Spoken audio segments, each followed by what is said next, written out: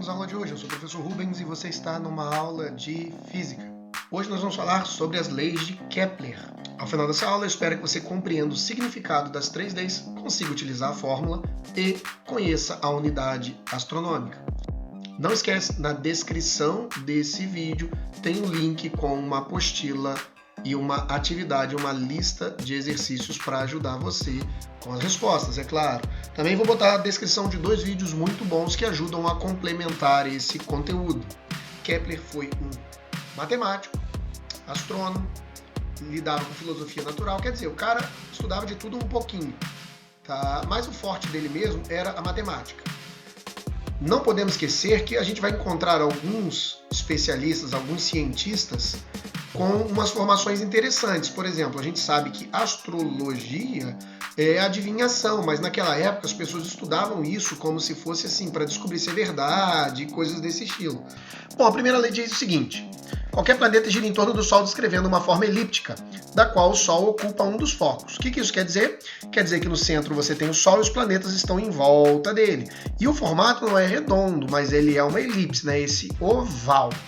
Antes nós tivemos o modelo de Ptolomeu, modelo geocêntrico, a gente já estudou ele também. O que falava o modelo geocêntrico? Falava que a Terra era o centro e os planetas e o Sol estaria orbitando em volta da Terra. Uma característica aqui fundamental, o círculo. Tá? Eles acreditavam que tudo seria no formato circular. Depois, o que nós tivemos? Nós tivemos o modelo de Copérnico. E o Copérnico, ele falava o quê? Ele falava que era o Sol o centro, tá vendo? E em volta dele os planetas estariam orbitando. De novo, ele desenhou o modelo circular. Qual o problema desses dois modelos? Quando você calculava para tentar encontrar a posição que um planeta deveria estar, saía errado. Então, quando o Ptolomeu fez a indicação, botando a Terra, fazia-se os cálculos e estava lá, mas Marte era para estar em tal lugar e não está. Júpiter era para estar em tal lugar e não está. O que aconteceu? Então, talvez não seja a Terra o centro. Aí Copérnico foi lá, pensou, botou, deve ser o Sol. Fez os cálculos do mesmo jeito e, infelizmente, também não deu certo, não bateu no mesmo lugar. E aí veio o modelo de Bray. E o que ele fez? Ele tentou unir as duas coisas. Ele tentou falar mais ou menos o seguinte: o Sol parado aqui, com a Terra rodando em volta do Sol e os planetas rodando aqui em volta da Terra. Ou seja, misturou as duas coisas, tá? Foi então que veio quem? Veio Kepler. Kepler pegou aquelas informações, aquele estudo de Bray e pensou nesse modelo. Ele falou assim, bom, não parece ser circular, porque não está funcionando. Então ele pegou tudo que o Bray tinha falado ali e falou assim, eu vou tentar aplicar aqui nos estudos que eu fiz de Marte. Foi revendo os cálculos, foi calculando, foi revendo e viu que não estava batendo para Marte. Então o que ele faz? Ele confere os cálculos e ele tenta mudar o formato. Ele tenta mudar a forma de um círculo, uma circunferência perfeita, para uma elipse. Tá? E o que acontece quando ele fez essa mudança? Ele começou a acertar os valores. Por que os outros não tentaram a elipse? Porque existia uma tradição de que a forma perfeita era o círculo. Então tentava-se fazer parecer um círculo. Não se buscava o que era verdade, mas tentava-se aplicar aquela verdade. Olha, o universo é perfeito, então a forma que tem que ser é o círculo, porque a fórmula é perfeita. A segunda lei diz o seguinte, que o segmento que une a Terra ou qualquer planeta ao Sol, em espaços de tempo, marcará a mesma área. O que quer dizer isso? Quer dizer que essa área vai ser igual a essa área vai estar mudando o quê? O comprimento. Se você marcar um dia e marcar um dia, o espaço percorrido vai ter que ser o mesmo, tá ok? Por exemplo, o tanto que a Terra anda em um dia em relação ao Sol, no seu afélio, no ponto mais afastado, é também o mesmo tanto que vai andar aqui na metade do caminho e é também o mesmo tanto que vai andar próximo do Sol. O que vai mudar é porque quanto mais próximo do Sol, mais rápido a Terra passa a ser. Então se a Terra está vindo, ou o planeta, né, gente, está vindo aqui com uma velocidade relativamente devagar, ela chega aqui e vai passar bem rápido. Aqui vai vir devagar e vai chegar aqui e vai passar mais rápido. Isso faz com que ele percorra uma área igual, tá ok? E a terceira lei é chamada de lei harmônica, essa é um pouquinho mais complexa, diz o seguinte: os quadrados dos períodos das revoluções dos planetas são proporcionais aos cubos de seus raios e suas órbitas. Bem difícil de entender, essa definição você pode estar decorando mesmo. Vamos entender isso na parte prática, tá ok? Vamos botar o Sol, vamos trazer o Sol e vamos trazer a Terra. Não, a Terra é muito pequena. Na escala você vê que ela fica quase invisível. Vamos mudar para Júpiter, que é um pouquinho maior. Na verdade é bem maior do que a Terra, mas ficou um pouquinho maior. E ele bota aqui a órbita de Júpiter. Se a gente for fazer e o tempo que Júpiter leva para dar uma volta, o tempo que ele leva para dar uma volta elevado ao quadrado é igual ao raio médio elevado ao cubo. Gera um valor K. Que valor K que é esse? Quando você faz esse cálculo para Júpiter, você acha um K. Se você fizer o mesmo cálculo para a Terra, você vai achar o mesmo K. Esse K é chamado de constante harmônica, é igual para todos os planetas de um sistema, no nosso caso, o sistema solar, tá ok? Então, o que acontece? K é a constante do sistema, T é o período na física é o tempo que leva para dar uma volta ao redor da sua estrela, no nosso caso, o Sol, e R é o raio médio. Vamos entender o que é raio médio. Vamos botar o planeta para andar. Eu vou passar ele aqui, ele vai passar em frente do nosso Sol, vai parar no periélio e vai parar aqui no afélio. Tá ok? Então eu estou marcando os dois extremos, os pontos mais distantes. Esse ponto aqui, o mais distante, é chamado de afélio e esse ponto aqui, o mais próximo, é chamado de periélio. Então, essa distância do afélio ao planeta é o raio do afélio e essa distância do periélio ao planeta é o raio do periélio. Tá ok? O que é o raio médio? O raio médio é a soma do raio do afélio mais o raio do periélio dividido por 2. Tá ok? Bom, vamos ver isso num exemplo para você. Vamos ver num exemplo para você.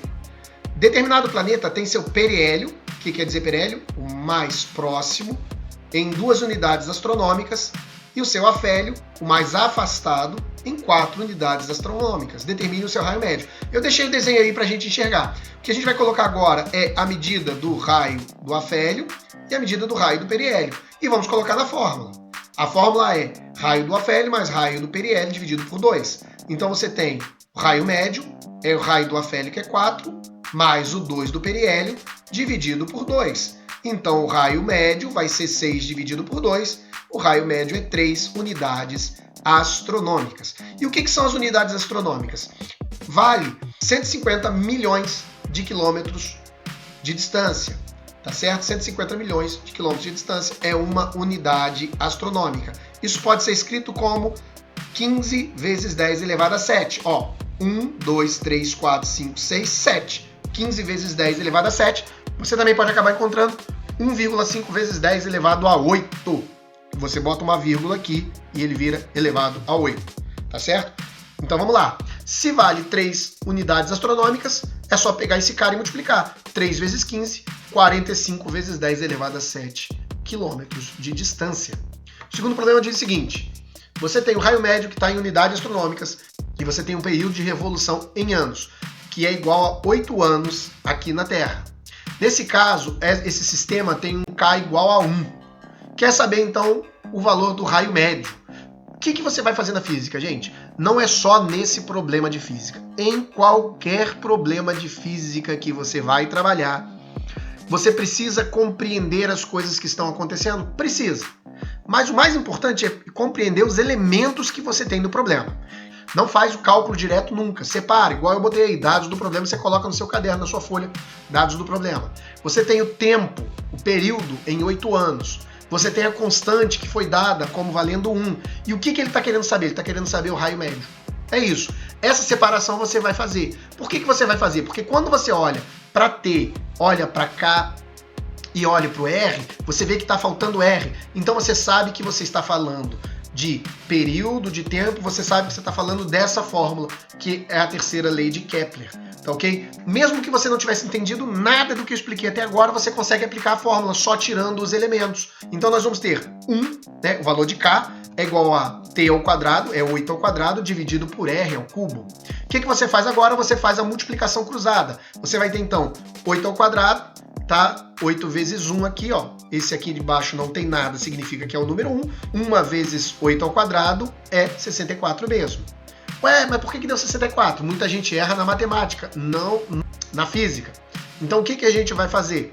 A gente vai mostrar por que desse 64. Claro que você que sabe de cabeça, você vai seguir fazendo de cabeça. Mas eu não sei quem está vendo o vídeo, não sei a dificuldade que tem. Então vamos pegar um rascunho e vamos pensar. 8 ao quadrado.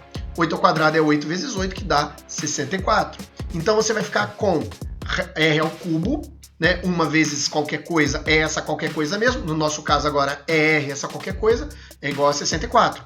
Então agora o que eu preciso fazer? Eu preciso trocar de lado esse elevado ao cubo. Quando ele trocar de lado, ele vai virar raiz cúbica de 64. Raiz cúbica de 64 é 4. Professor, mas de novo, eu não lembro como é que faz. Não tem problema, vamos mostrar para você. Raiz cúbica de 64, ó, tem que decompor. Sabe o que é decompor? É aquele povo que chama de tirar MMC, mas não é tirar MMC, é decompor em fatores primos. Então vamos lá e vamos fazer aquela decomposição. É por 2 que vai dar 32, é por 2 que vai dar 16, é por 2 que vai dar 8, é por 2 que vai dar 4, é por 2 que vai dar 2, é por 2 que vai dar 1. Que raiz que tem aqui? Cúbica. Então eu vou separar em trios. Se fosse raiz quarta, eu ia separar de 4 em 4. Mas como é cúbicas, eu vou separar em trios. Então esses 3 primeiros aqui vai ficar 2 elevado a 3. E esses 3 aqui, 2 elevado a 3. O que eu faço com isso? Eu coloco lá dentro da raiz, dessa maneira aqui, ó. 2 elevado a 3 vezes 2 elevado a 3. Eu preciso que esse 3 apareça por causa desse 3 aqui. Então vai ficar 2 elevado a 3 vezes 2 elevado a 3. Como o índice do radical e o expoente são iguais, eu vou fazer o corte. Esse com esse daqui. Vai ficar 2 vezes 2, que dá 4. E é claro, a gente não pode esquecer, se a gente tem 4 unidades astronômicas, eu posso fazer 4 vezes 15 e acrescentar vezes 10 elevado a 7. Tá ok? Vamos lá para o próximo.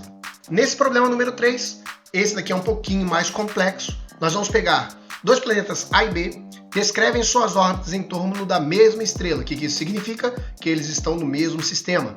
De forma que o raio médio da órbita de B é 2 vezes maior que a do planeta A. Qual será o período de revolução de B? Isso comparando A com B, porque como não tem valores, a gente vai fazer comparação. Claro que esse problema é um problema bem mais complexo do que o anterior. Tá? O que a gente faz? Não entendi nada. Não entendeu nada? Separa os dados. Então nós vamos pegar os dados do problema. Nós sabemos de cara que K de A e K de B são iguais. Isso não é matemática, é física. Se eles circulam a mesma estrela, eles pertencem ao mesmo sistema. Então a sua constante harmônica é a mesma. O que mais ele fala para mim? Ele falou para mim o T de A, o período de A? Não, ele não falou o período de A. Ele falou para mim o período de B? Também não falou o período de B.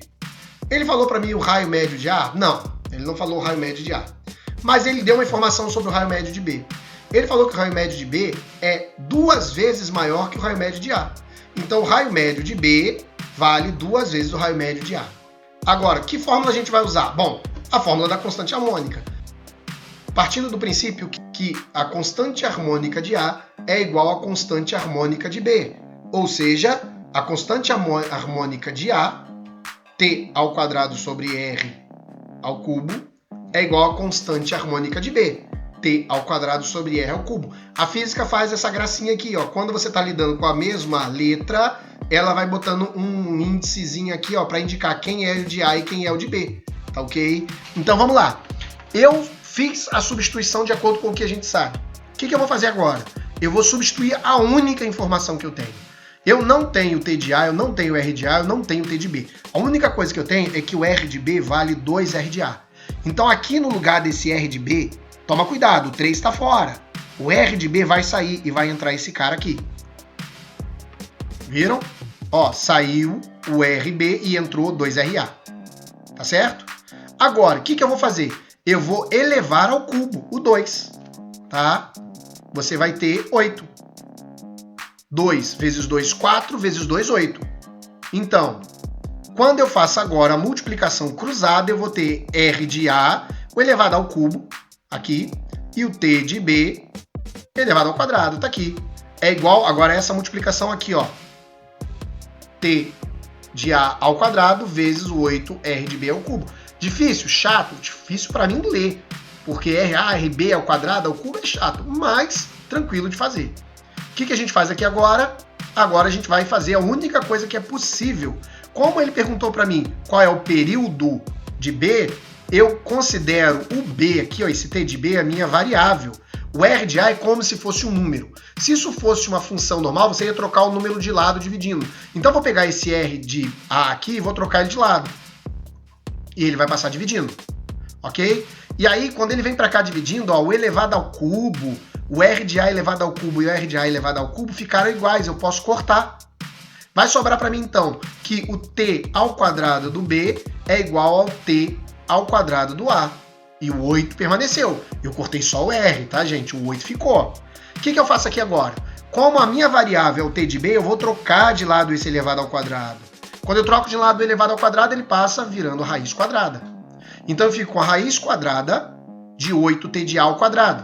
Como é que eu resolvo isso daqui? De novo, não é física, é matemática pura. A gente vai lá e bota 2 vezes 2 ao quadrado vezes o T de A. Ih, não lembro. Então vamos lá. Decompõe. Não vou decompor de novo aqui passo a passo. Quando eu decompus 8, eu achei 2 elevado a 2 vezes 2. Tá aqui, ó. Tá ok? E por que eu queria esse 2? Ah, porque aqui dentro a gente sabe que não é nada, mas vale 2. E aí eu posso cortar quem?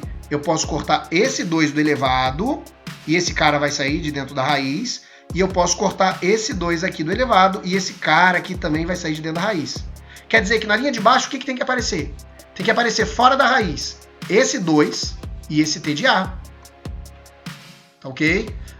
Esse 2 aqui aparece dentro da raiz. Ele continua, ele não foi cortado. Bom, eu sei que a raiz quadrada de 2 é 1,4. 1,4 vezes 2 é 2,8 T de A. Ok? Esse problema é bem mais complexo do que o outro, mas também não é um bicho de 7 cabeças que dá para fazer, tá certo? Se você teve dificuldade com essas operações aqui dentro da raiz, eu vou deixar na descrição desse vídeo aqui um link para falar de radiciação com vocês, para você aprender a tirar, a extrair essa raiz. Na descrição desse vídeo, o que nós vamos ter? Nós vamos ter um link com um vídeo explicando como calcula a raiz, para quem teve dificuldade com o cálculo da raiz. Nós vamos ter 3 vídeos explicando mais sobre Kepler e suas leis. Aconselho vocês a ler, a explicação dos caras são ótimas. Também vamos ter a apostila com uma lista de exercício para vocês, tá ok? Então, vamos trabalhar!